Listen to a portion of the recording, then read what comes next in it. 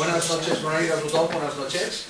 Ho farem amb la traducció en castellà perquè la idea és darrere la màxima difusió, ¿no? Está en Cataluña y se pondrá en la web y en fin haremos un buen mensaje, ¿no? También recordaros que la pasada conferencia que estuvo el Dr. Koch aquí en Barcelona también está grabado. Pronto os llegará el enlace, ¿sabes? De esto, ¿no? Bueno, us doy la benvinguda. Ara us paso Xavi Llobet, que introducirá un poquito la gran autoridad mundial que tenemos aquí, con me sabe mal porque lo hará él, pero bueno, me lo ha pedido. Bueno, el Xavi es el organizador responsable del acto, ha coordinado todo un poco, ¿no? Y realmente es agradecer el trabajo, ¿no? Y dar la bienvenida pues, a todos los amigos de siempre. Es un acto un poco informal.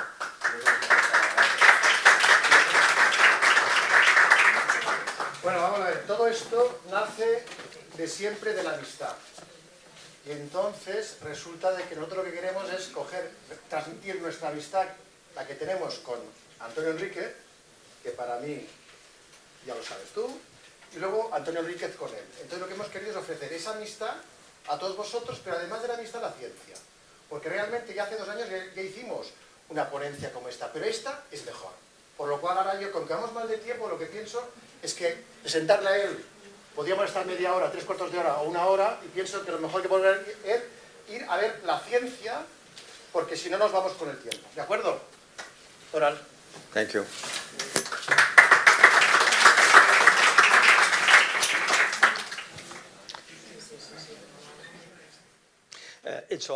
Siempre un verdadero placer estar aquí con todos mis amigos y colegas españoles.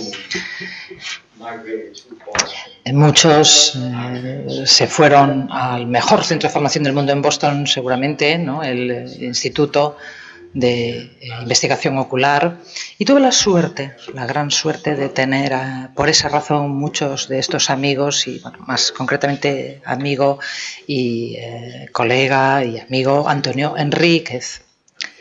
Y luego, al irme a hacerme mayor, lamentablemente, lo que sí he ido entendiendo es que esas relaciones que se establecen con personas dedicadas a la misma causa, que es el conocimiento, y que tenemos esa pasión. Por eso tengo una deuda enorme con Tony, por esa razón. Ya veo que vamos un poquito tarde, así que además me han dicho que ustedes aguantan hasta las 2 de la madrugada, pero yo creo que no voy a aguantar hasta las 2 de la mañana. El tema de hoy es el ojo seco y la disfunción de las glándulas de Meibomian. Antonio y yo en el 88, bueno, ya publicamos y hasta hoy. Es un verdadero placer que podamos estar aquí y presentarles esta conferencia. Okay, great. En Estados Unidos tenemos que hablar de lo ricos que somos antes de poder hablar. Como saben, pues les podemos vender cualquier cosa, aceite de serpiente, lo que sea. Yo he hecho bastantes cosas, como saben, y tenemos que decirlo antes de vender cualquier cosa. Estos 3 productos que hay son gotas, soluciones oftálmicas que yo he inventado y tengo que decir mis intereses. Y claro que tengo ciertas compensaciones económicas, como se pueden imaginar, tengo que decirlo, pero hay otras por las que no. O sea que ya está claro cuál es mi interés en estos temas. El resumen de la conferencia es el cambio de paradigma de nuestro pensamiento, y es que siempre hemos creído que el fluido acuoso era la causa del ojo seco, la primordial, y es importante ese aspecto, pero no es la causa raíz. De la mayoría de los ojos secos, la causa de las enfermedades de todo tipo, a nivel ocular, hay muchas otras causas, pero aquí lo tenemos ahí arriba y es un punto que hay que llevarse a casa. La DGM bien puede ser la causa principal del ojo seco en todo el mundo, y ello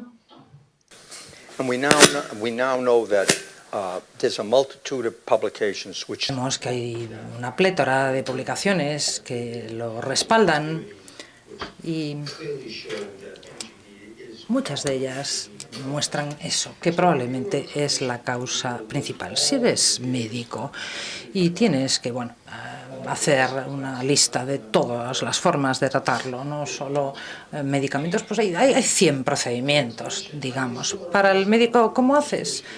¿Cómo puedes conocerlo todo, hacerlo todo? Bueno, pues no tenemos el vendedor, el comercial, para que conozcas algo y te dice la empresa tal, mira, esto es lo que hace falta, esto es que estas gotas son fantásticas. Claro, evidentemente puede hacer esto, puede tocar inmunología, puede hacer no sé cuánto, tiene tal efecto secundario, pero es maravilloso. Y te lo cuenta el comercial. Pero ¿cómo saber, cómo conocer?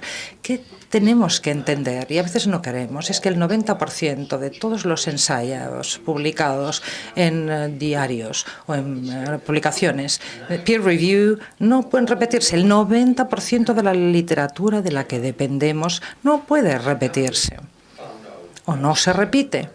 Y esto Amgen es una compañera de biotecnología que así lo descubrió, que perdió cientos de miles de dólares al comprar productos de muchas compañías para ver que no iban, que no funcionaban. Y 100 científicos durante 5 años trabajando en ello, y esa fue la conclusión. 47 de 51, diría yo, artículos, papers publicados no podían duplicarse en absoluto, solo 4 de 51, es decir, que es francamente impactante, tremebundo. Te imaginas 30, 50%, pero no te imaginas más de un 90% que no puedan replicarse. ¿Y cómo llegamos a esto? Aquí tengo a Pavlov y al perro. Ya sabemos lo del perro de Pavlov, ¿verdad? Ya sabemos lo que pasa, y que si le damos la comida, pues entonces lo que hace es celebrarlo, y cada vez que se lo damos reacciona de una manera. Esto es lo que hizo. Y lo que nos enseñó Pavlov es que lo sencillo y lo elemental lo podemos entender siempre sin lo complejo, pero lo complejo no puede entenderse si lo simple o lo sencillo. Y aquí tenemos, por ejemplo, el tema de los suplementos. Yo pregunto a la gente presente aquí, ¿ayudan los suplementos, los complementos alimentarios para el ojo seco? La mayoría levantarían la mano, pero es que no ayudan. Ya se ha demostrado en un estudio que hacemos lo que viene nuevo, queremos usarlo porque nos llega el paciente y dice, a ver, ¿qué hay de nuevo? ¿Qué me va a ayudar? Deme algo nuevo. Evidentemente es como ir al dentista y te dice, no, mira, no te cepilles los dientes ni pases el hilo dental para nada, que no hace falta, que todo va a ir de vicio. Mira, nada, este chicle y una vez al día. ¿Qué hacemos? Bueno, pues sabemos lo que hace falta para cuidar los dientes, pero no para los ojos. Volviendo a esta definición, que hay montones, la actual del NIH, de Estados Unidos, Instituto de Salud, se produce el ojo seco cuando los ojos no producen lágrimas. No hay lágrimas, no producen lágrimas.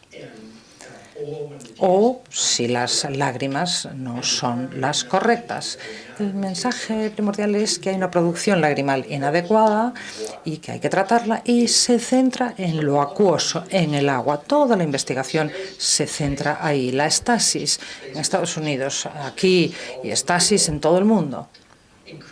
En aumentar el agua en un 15% de las personas, 15% del tiempo, en subgrupos de personas. También se publicó una gran perspectiva en el Journal, en el diario de la Asociación Médica Norteamericana, en donde se dice que lo único que funciona con la estasis es la publicidad y los 600 millones de dólares que gastan al año en publicidad. Por eso funciona, nada más. Y una señora que trabajó durante años estudiando toda la literatura y todos los datos y publicó el artículo en cuestión, que así lo dice. Creo que fue en estos 2 meses. Y efectivamente no es que vaya dirigido solo a quien lo hace o quien deja de hacerlo, no. Porque cuando se le dice a la gente, a ver, lo único que hay es un efecto placebo, cuando se dice no es agradable, no ha gustado a la mayoría de la gente. O sea que todo esto es lo que está pasando, y hay elementos muy nuevos de estos 2 últimos años. Tenemos, por otra parte, el DUS, que es una reunión fantástica, he sido miembro de los paneles, y definen el ojo seco como una enfermedad multifactorial de la superficie ocular caracterizada por una pérdida de la homeostasis, es decir, no está estable la película lagrimal, y lo sabemos, ¿no?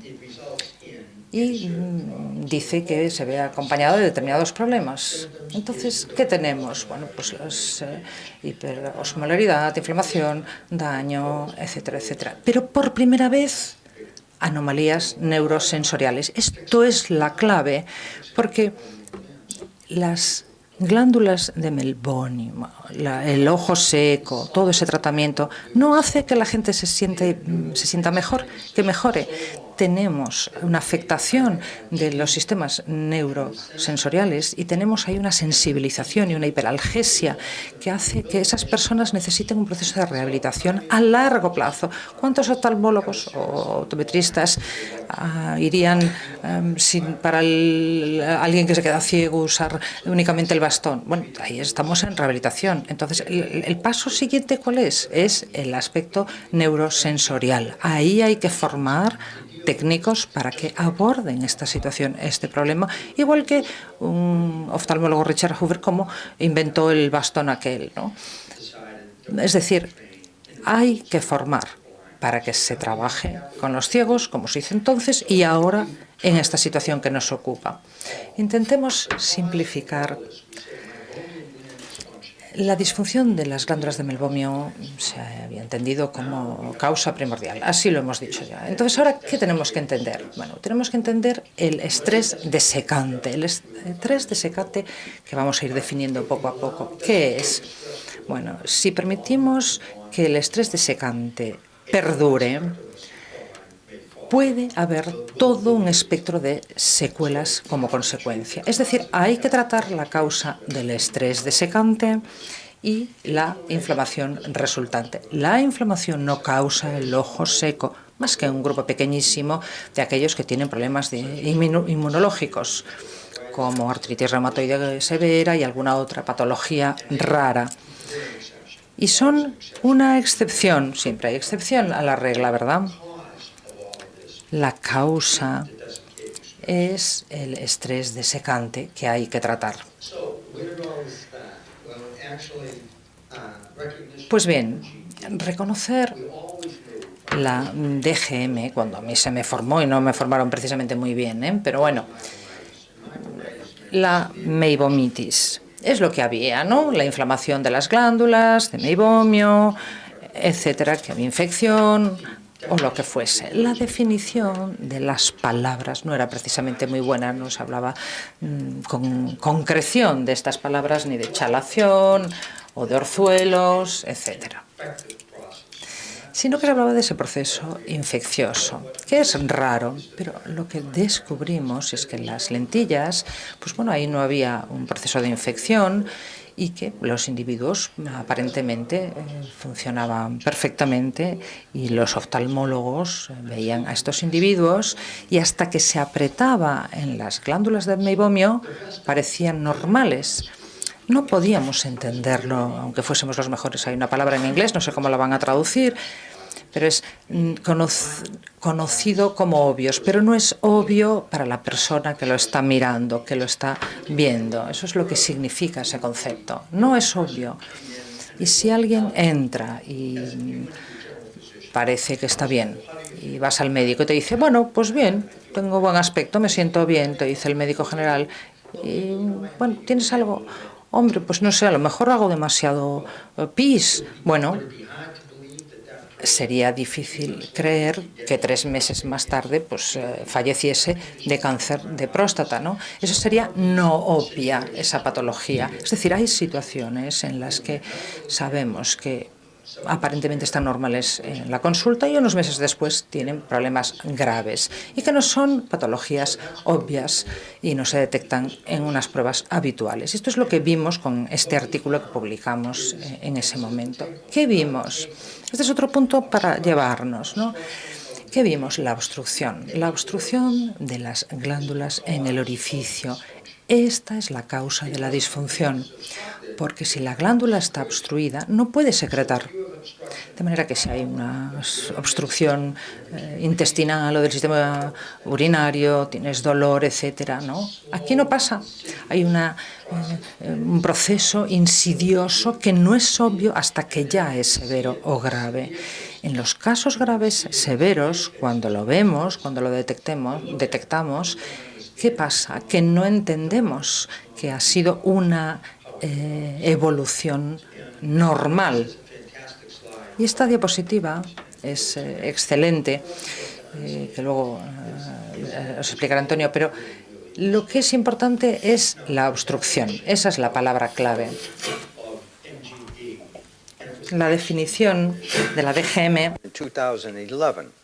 que es magnífica, y de 2011, en donde se definió así como una anomalía crónica y difusa de las glándulas meibomianas, comúnmente caracterizada por la obstrucción del conducto terminal y cambios cualitativos en la secreción. Esta es fantástica, que puede resultar en alteraciones de la película lagrimal, los síntomas en que ya pensamos habitualmente, ¿no? El doctor Enríquez y yo, que pasamos mucho tiempo viendo las diapositivas del 88, si se publicasen hoy, debieran volver a publicarse, pues serían el artículo del año, porque es tan poco obvio, tan sencillo, pero tan importante de comprender. Es uno de los pocos a quien le puedo decir que francamente es un amigo de todos. Tony, usando las diapositivas.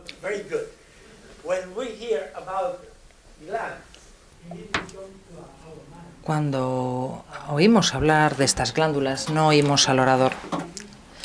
Lo sentimos, pero no le oímos. Sabemos que segrega.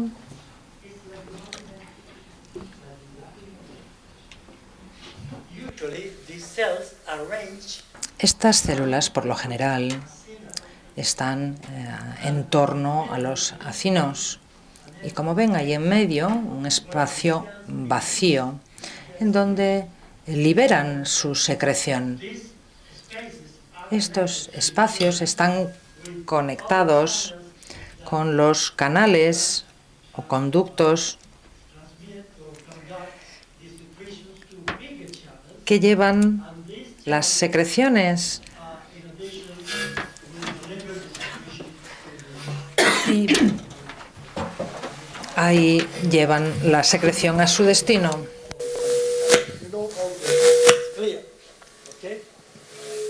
Do I need this thing? Better. Okay, thank you. Necesito esto, sí, muy bien, así sí, así le oímos. La siguiente, por favor.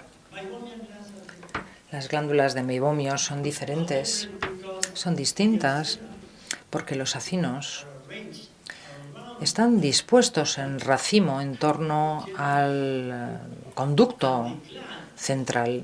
Y las glándulas aquí, las glándulas que ven aquí, que ven en esta diapositiva de la derecha, estas celulares van acumulando el sebo dentro de sí mismas hasta que ya no aguantan más y explotan, revientan dentro del conducto, como pueden ver aquí, en ese punto en concreto. Es decir, que no es la glándula secretora, sino que es excretora aquí. Es una glándula holocrina. Y hay que tener en cuenta esto. Y también otra cosa, hay que percatarse de que el conducto excretor está recubierto por células epidérmicas exactamente igual a las de la piel, que ven aquí en el estrato granuloso y, como ven, también dentro del conducto. Y eso ocurre en el conducto, esa renovación de la piel. También, ya saben que cada 10 días renovamos nuestra piel. Siguiente diapositiva, por favor. Pues también pasa ahí. Aquí, piel normal, con el desprendimiento de una célula epidérmica que se desprende de la superficie, y el estrato granuloso de la piel, como ven ahí, que es la capa basal de las células de la piel. En ciertas circunstancias, esta renovación epidérmica, ese crecimiento celular, que luego se liberan y se van renovando continuamente, esta renovación lo que hace es aumentar, como ven aquí. Y en lugar de unas cuantas podemos tener muchas. Y este es un caso de blefaritis, que es una patología que conocemos, que es frecuente. Por tanto, a ver la siguiente diapositiva. Dentro del conducto podría pasar que si no se parpadea o en determinadas circunstancias, estas células se acumulen dentro del conducto haciendo tapones. Esto lo expresó Donald en un paciente que tenía obstrucción de la glándula. Y este es el tapón, esto es lo que vimos. Efectivamente, ese tejido, la obstrucción. Por tanto, vemos qué puede ocurrir. A la izquierda, normal. Aquí tenemos el margen palpebral con las células epidérmicas que se desprenden, y a la izquierda la parte de la conjuntiva, la placa tarsal, la glándula de meibomio con el conducto en medio, y aquí al otro lado, con los mismos aumentos, como ven, vemos que el conducto aquí a la derecha es mucho mayor que a la izquierda. Está obstruido por algo. ¿Por qué? Pues material sebáceo de la glándula sebácea más células desprendidas del conducto, de la pared del conducto. ¿Ha quedado claro este mensaje? ¿Sí? Este es un dibujo meramente para ilustrar la obstrucción. Siguiente, por favor. Además, otro dato que obtuvimos fue que este desprendimiento de estas células son un medio de cultivo fantástico para las bacterias, como ven aquí. Aquí tenemos una célula viva, vemos los límites de la célula, el citoplasma, el núcleo, aquí la tienen, es una célula viva, y también del estrato granuloso, del margen, y vemos que tiene además conductos, ¿no? Estos no son bacterias. En este otro ejemplo tenemos ahí también del estrato granuloso una célula desprendida, sin bacterias, pero las células cercanas sí contienen bacterias, como pueden constatar. Por tanto, infección. Siguiente. Este es el segundo mensaje que quisiera dejarles. Espero que quede claro. En estos casos, como todos saben, la infección es otro componente debido al crecimiento bacteriano en un medio de cultivo adecuado, que es el que han visto que producen estas células muertas, ese residuo celular y todo otro tipo de material que es ese material. Siempre hay que tratar esa obstrucción de la glándula de meibomio con antibióticos. No significa eso. Hay que expresarlas, producir ese contenido, y hay que tener en cuenta, en primer lugar, que no hay que pensar sin más en medicamentos corticoides, antiinflamatorios, antibióticos, etcétera, etcétera. No, no, no. Hay que pensar en la higiene, la expresión, y muchos de estos casos, pues que luego Donald explicará, podrán recuperarse. Espero que haya dejado claro el mensaje. Gracias. Gracias, Donald. Puedes seguir. So basically, what he presented is what Tony just presented. Ha presentado Tony es todo ese concepto de que tenemos estos tapones, y quiero añadir una serie de puntos. Es que es imposible entender lo pequeño que es el conducto. Es prácticamente imposible para nosotros entender esto. Quien pueda entenderlo, a lo mejor, pues, son los que estudien, ¿no?, el tema del sistema arterial y demás, ¿no?, que llega a dimensiones mínimas y que hacen falta enormes aumentos, ¿no?, para eso, ¿no?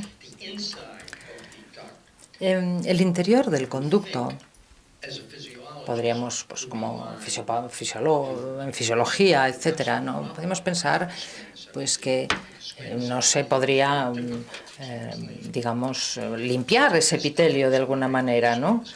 El epitelio escamoso, ¿cómo se hace? Pero claro, hay ese recubrimiento por una razón, y es que probablemente es necesario para mantener esa estructura. El sistema del epitelio escamoso probablemente sea para eso.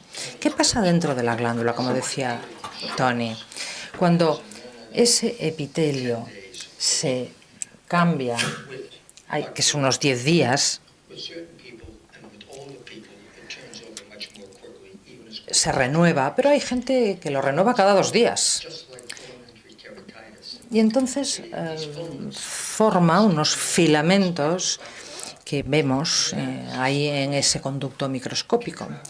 Y de alguna manera rastrean ese material que se produce. Cuando no se parpadea suficiente, esa basura se acumula en esa zona.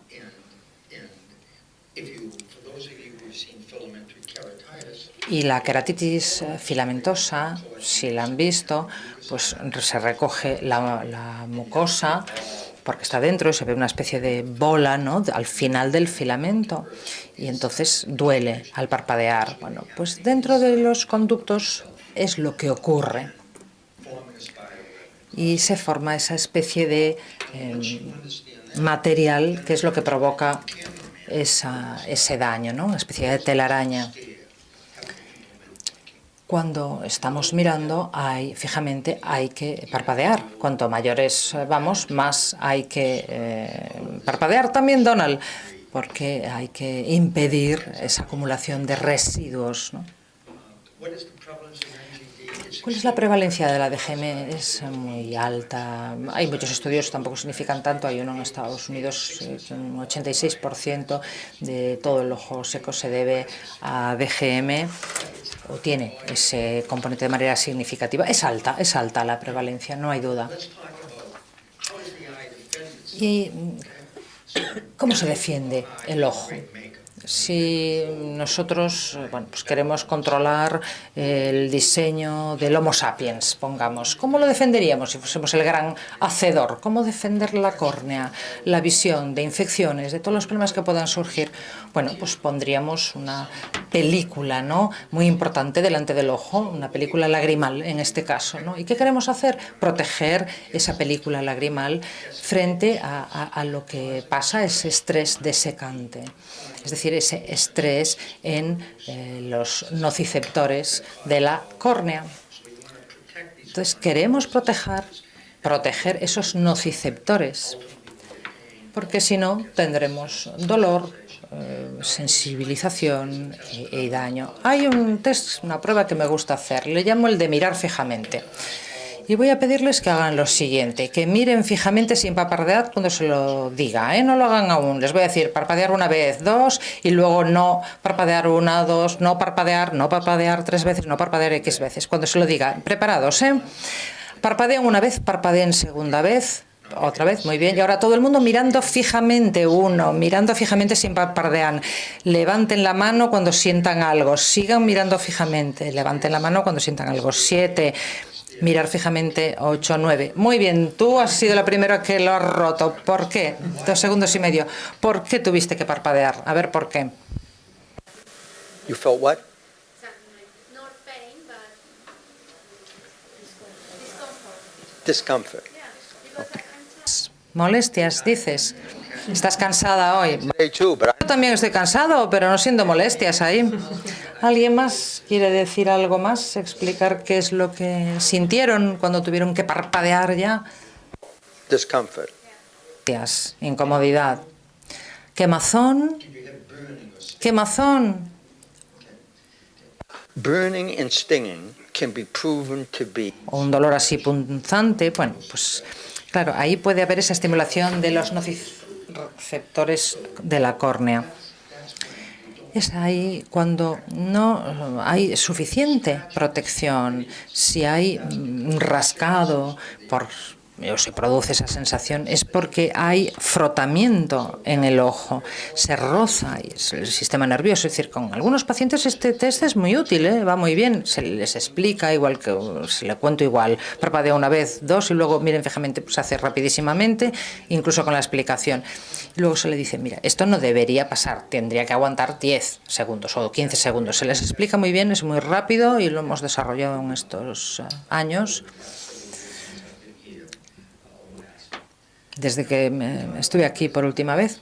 ¿Y los mecanismos cuáles son? Hombre, a mí no me gustan las cosas complicadas porque no son sencillas y lo que hay que hacer es que todo sea fácil, que lo fácil ayude a responder lo complejo. Pero si nos fijamos en estas tablas, tenemos estas dos vías, ¿no? El estrés desecante que hemos visto, y si estás en un ordenador, o tú en un ordenador, no vas a parpadear cada 2 segundos. Cuando yo digo aquí mirar fijamente, el sistema consciente trabaja. Entonces tienes que parpadear porque se desencadena la alarma y se parpadea. Pero cuando estás mirando fijamente es supervivencia y entonces no salta la alarma, no salta. Porque es algo para la supervivencia. Se nos ha entrenado a mirar fijamente, pero lamentablemente, ¿qué pasa? Suprimimos el sistema neurológico que provoca esa alarma y entonces, ¿qué pasa? Llegamos a esta vía y nos lleva a que esa disminución de la secreción lipídica 16 veces, etcétera, etcétera. Se reduce el grosor de la película lagrimal, estrés desecante, etcétera, etcétera. Y tenemos allá toda la situación. En última instancia, ¿a qué nos lleva? A la pérdida de las glándulas de meibomio. Y luego volveremos sobre ello. Ahora tenemos ahí la atrofia de las glándulas de meibomio. De repente, lo muy sencillo se ha convertido en catastrófico. Lo muy sencillo es catastrófico porque perdemos las glándulas. Y eso es lo que les está pasando a nuestros jóvenes. Eso es lo que les está pasando a los jóvenes. Están perdiendo las glándulas de meibomio. La otra vía es la obstrucción, que provoca exactamente el mismo problema. Porque cuando hay esa obstrucción de la glándula de meibomio, ya no hay lípidos suficientes para proteger la superficie ocular, por tanto el sistema de la alarma salta, y si lo hay en este edificio, se diseñaría la alarma para que funcionase 5 minutos, 10 o 15, los que sea, hacer mucho ruido, que suene, que venga la policía, que venga gente, proteger la instalación. Pero ¿qué ocurre? Con el ojo, lo que pasa es que cuando estamos ahí 10-12 horas en el ordenador o en cirugía, con un microscopio, como han demostrado los japoneses todo el día, porque ahora están ahí haciendo, es lo que hacen, cirugía, día tras otro, en el microscopio, todo el día. Estás mirando fijamente todo el tiempo, porque anticipas problemas, anticipando el siguiente paso. Entonces, el sistema de alarma se apaga. El cerebro suprime esa alarma. El daño se produce porque está el estrés desecante ahí. ¿Qué ocurre? Es que el sistema de alarma, lo que pasa es que no funciona y se suprime durante todo el día. Y no un minuto o dos. Y ahí tenemos el problema del estrés desecante. Vamos a hacerlo sencillo. Una vez más, sencillo. He dicho muchas cosas que son muy sencillas, pero al juntarlas hacen que lo complejo devenga sencillo, porque son vías individuales que al final son 1 más 1, 2 y 2 más 2 son 4. Es así de sencillo. ¿Cómo diagnosticamos esta situación? Yo pienso en algo que trabajé con Caroline Black en Boston durante varios años. Podemos hacerlo mediante la función y la estructura. Es lo que nos hace falta, función y estructura. Podemos decir cuando hay problemas mediante la función y la estructura. Si nos fijamos en la estructura de las glándulas de Beimonio, debiera ser normal su estructura, como las fotos de los libros, como Eugene Wolf fue el primero que nos los mostró, ¿no?, en los años 40. Y son preciosas, así. Y la meibografía, bueno, debiera ser así, verla muy clara la glándula, sin una dilatación en el extremo. ¿Y cómo lo hacemos? Con la meibografía y también con transluminación podemos hacerlo. Con transluminación podemos hacerlo poniéndolo ahí y con el párpado mirar en el microscopio con cuidado. Y después de haber hecho 100 pacientes, se aprende, ¿eh? Hay que ser persistente al aprender la técnica, pero es sencilla. Yo hoy en Tarrasa, que fui a la escuela y vi a la gente que intentaban aprender retinoscopía, y yo con la escuela, yo pensaba, Dios mío, qué difícil, y miras aquí, luego aquello gira. Vino un señor que se llamaba Coplin, me acuerdo yo, y que precisamente es el Coplin, viene por él, y decía, esto es muy fácil, mira. Cogía la luz, la ponía en el ojo, entonces miras cómo se mueve y ya está. Sí, es muy fácil. Y él nos lo simplificó. Y bueno, aprendí a hacer la retinoscopía. Y había que hacerlo rápido. Nos lo enseñó después cómo no hacer, ¿no?, sino calcular la distancia rápidamente para decir qué miopía tenía o no un individuo. Y esto, francamente, era un gran aprendizaje, porque nos llevaba un montón de tiempo. Es decir, practicar, a eso iba, practicar y listo. Coplin pensaba, por cierto, que eligió a la mujer por los genes. Estaba seguro de que podía elegir a la mujer por los genes. No había nadie con miopía en la familia, entonces iba con el microscopio como un ladrón en el bolsillo, y cuando me conocía, miraba así, echaba un vistazo y decía, esto es bueno, este ojo. Pero todos los hijos miopes le salieron, todos. Así que decía él, bueno, ¿por qué me habrá pasado esto? ¿Cómo? Cogía, venga, y volvía a mirar. No, miopía nada, no había nada de esto. No estudió a los abuelos, probablemente no se remontó lo suficiente para ver lo que había detrás. Meibografía, bueno, pues ahí es donde vemos la estructura. La segunda es la DGM, la función. ¿Cómo lo vemos? Vamos a hablar de eso en un momento, pero así lo utilizamos. Y si nos fijamos en un párpado así y lo vemos de esa manera, que va arriba, abajo, sabemos que tenemos DGM. Esto nos ayuda muchísimo. Tampoco hay que ser muy guay. Todo este trabajo está ahí. Yo me gustan los datos, me fascinan los datos y soy de datos, pero si tienes 5 segundos en la consulta y quieres hacer un diagnóstico y miras los márgenes del párpado y son así, hay una DGM avanzada, porque ha existido lo suficiente como para generar atrofia. Y cuando hay atrofia en las glándulas de Meibomian, lo que pasa es que pierden la forma y el margen del párpado se segrega. Entonces, lo que ocurre, como el mar Mediterráneo en tormenta, el menisco va así, sube y baja. Con lo cual, tenemos ahí a alguien que sonríe, ¿no? Pues si viene a ser lo mismo. Vosotros dos. Acabáis de llegar, ¿no? Acabáis de llegar. Habéis estado mirando, vale. Bueno, pues bien, muy bien. Does that work well? You know better. Well, I should. El Lupescan es que lo inventé yo, vale. Luego hablamos.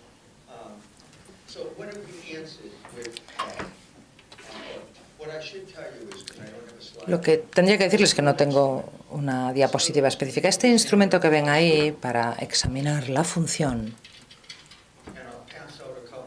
pasaré un par para que los vean. A ver si lo pilla. Venga, pillarlo. 100%. está diseñado para proporcionar la presión adecuada en el margen del párpado que hace o que genera normalmente un párpado. Si yo le digo a alguien, cierra los ojos y aguantas un momentito así, si aguantas, ya lo pones así contra el párpado inferior y aprietas un poquito, hay un sistema de muelles en este instrumento que solo se puede apretar con 1,2 gramos por milímetro cuadrado. Esa es la presión, que es la fuerza que hace el músculo orbital ahí, cuando se parpadea, se cierran los ojos. Entonces sabemos que cuando utilizamos esto, si no hay secreción, ¿qué sabemos? Pues sabemos que no funciona la glándula si lo hacemos así. Entonces, si tenemos pérdida estructural de la glándula y no funciona, hay problemas. Pero puede haber esto, un párpado perfecto, y no haber sebo, porque, como el doctor Enríquez nos lo ha dicho, hay ese tapón. Fue emocionante cuando conseguimos expresar aquellos individuos y salieron aquellos tapones. Luego te fuiste al laboratorio a estudiarlos. Fue fantástico, ¿no? Entender pues, que estas glándulas podían taponarse, no lo sabíamos. Igual que un joven sabe que cuando, si no hay en el vino un tapón, pues se evapora el vino, ¿no? Pero no saben las características biológicas del tapón, no saben cómo es el tapón, eso es lo que nos pasaba. A modo de resumen, es así como se utiliza contra el párpado inferior, como les decía, y el párpado inferior se parte y vemos que hay un problema de función. ¿Qué sabemos? Váyanlo pasando, sí. Con este instrumento que les he pasado, ¿qué sabemos? Sabemos que las glándulas nasales contribuyen con más sebo al ojo que todas las demás glándulas. Sabemos que las glándulas de la sien casi nunca segregan. No lo entendemos aún, creemos que es un sistema de reservas que tiene que ver con la temperatura, puede haber muchos motivos, no lo sabemos, pero fundamentalmente solo con en entrenamiento increíble pueden secretar. Pero no hay que preocuparse de eso. De lo que hay que preocuparse es de las nasales y centrales. 65% probablemente las nasales, un 60%, las centrales 30-35% y las de la sien menos de un 5%. Ello resultó en toda una serie de estudios. Tenemos de 0 a 4 glándulas en el párpado inferior, que es...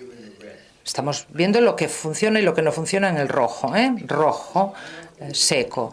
¿Por qué? Bueno, pues porque no hay aceite suficiente para proteger la película lagrimal, es decir, se evapora. Es decir, si estamos una gota de aceite de oliva en la cocina y una de agua, si vuelves al día siguiente, el agua se habrá evaporado y el lípido, el aceite, seguirá allí, ¿no? Esto se lo hacen en la cocina, bueno, pues viene a ser lo mismo. Entonces, si tenemos de 8 a 10 glándulas, probablemente no va a secarse.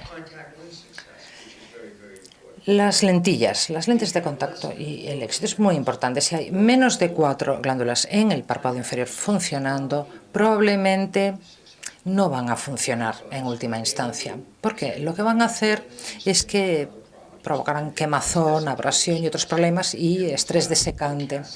Y luego empieza aquella cascada que veíamos antes, que intentábamos ver. Si hay 10 o más glándulas, en concreto 11 en este estudio, son asintomáticos. Hay muchas glándulas funcionando, las lentillas funcionan muy bien, si no hay muchas abiertas, pues no funcionan bien. Y luego este dispositivo, Korb MGE, el evaluador de la glándula de mebomio de Korb, que es realmente valiosísimo para nosotros. Vamos a hablar del dentista. Yo me sacaron 2 hace un par de meses. La primera vez, bueno, tenía un susto de muerte.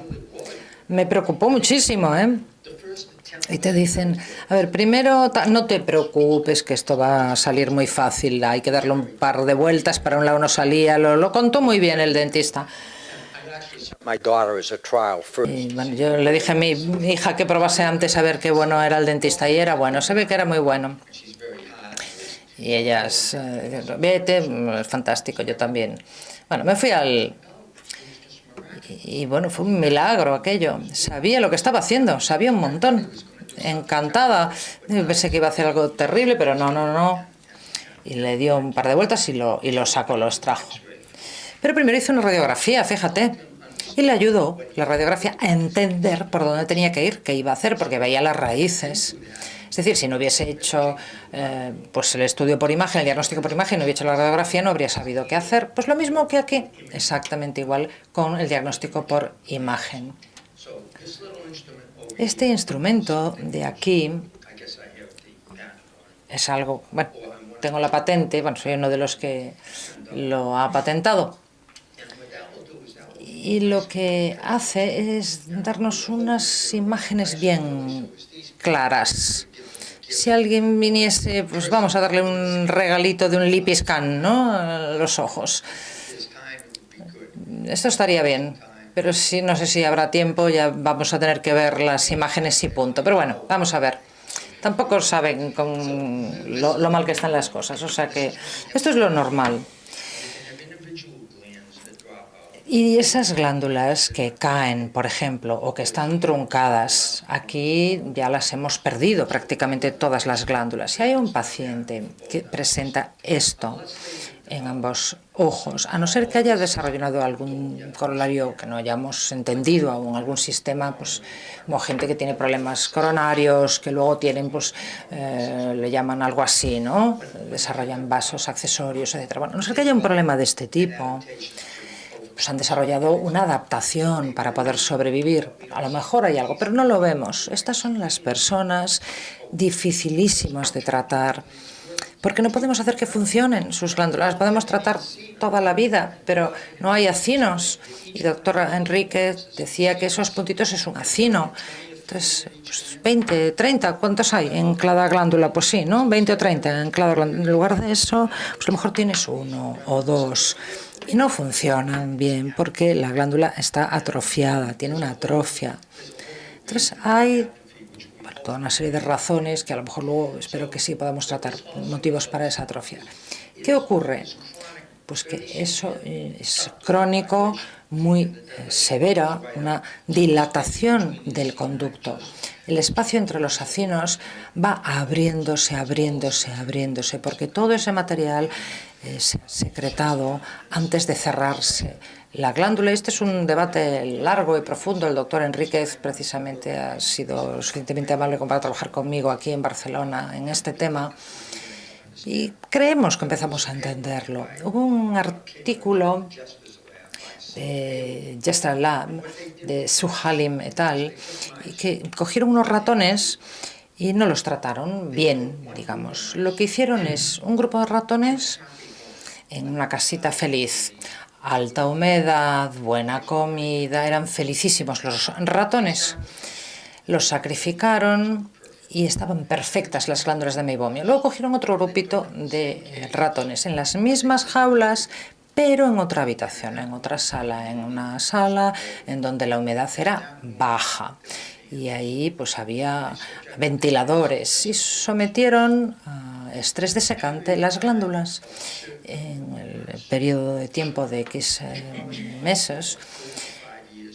Se correspondía a 5 años de la vida de un ser humano y habían perdido todas las glándulas de meibomio, todas, por el estrés desecante. Habían perdido todas las glándulas. Y esto es lo que hacemos en nuestra sociedad ahora, precisamente con el tema electrónico de obligar a la gente de mirar fijamente y someterlos a ese estrés desecante. No hay duda ninguna, las evidencias son clarísimas. Todos los artículos, uno tras otro, lo dicen e insisten y demuestran que los alumnos, los estudiantes, los nuevos millennials están ahí y han perdido y pierden un número significativo de glándulas de meibomio.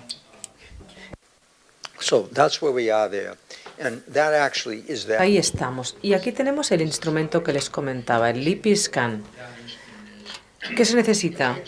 Pues en realidad son 2 formas de tomar imagen. Iluminación frontal, en principio, con luz infrarroja y eso lo refleja hacia atrás y captura esa imagen, la técnica. Luego con una técnica translumínica, el ordenador lo que hace es fusionar ambas imágenes y nos dice el ordenador exactamente qué glándulas se han perdido. Si solo se hace una técnica, claro, se nos puede escapar el 30% de lo que deberíamos de estar viendo.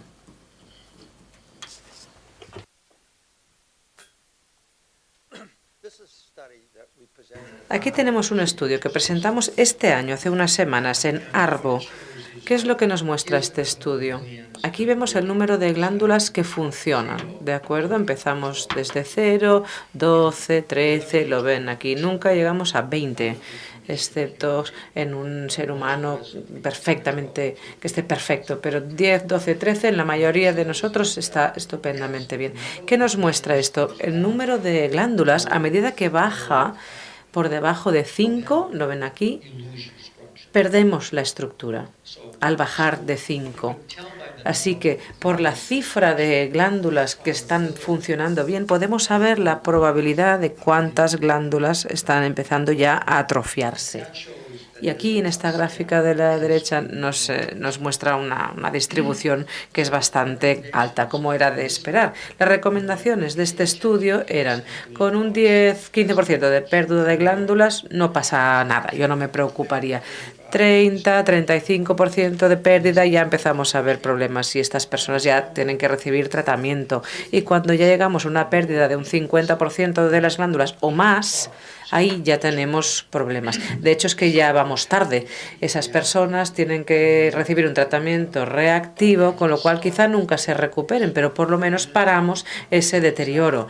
Y a medida que vamos en aumento, pues ya lo ven aquí, el tratamiento lo que intenta es preservar lo poquito que queda, pero más allá del 90% nunca vamos a triunfar, nunca vamos a rehabilitar del todo a esa persona. Recordemos la patogénesis, la obstrucción. Lo explicaban antes, es la causa de la DGM. Lo era en 1980 y lo es en 2018. Sigue siendo esa la causa, la obstrucción. Y dentro de 100 años va a ser lo mismo porque no va a cambiar nada. No vamos a evolucionar como para resolver este problema en concreto. Un segundo, que bebo un poquito más de agua.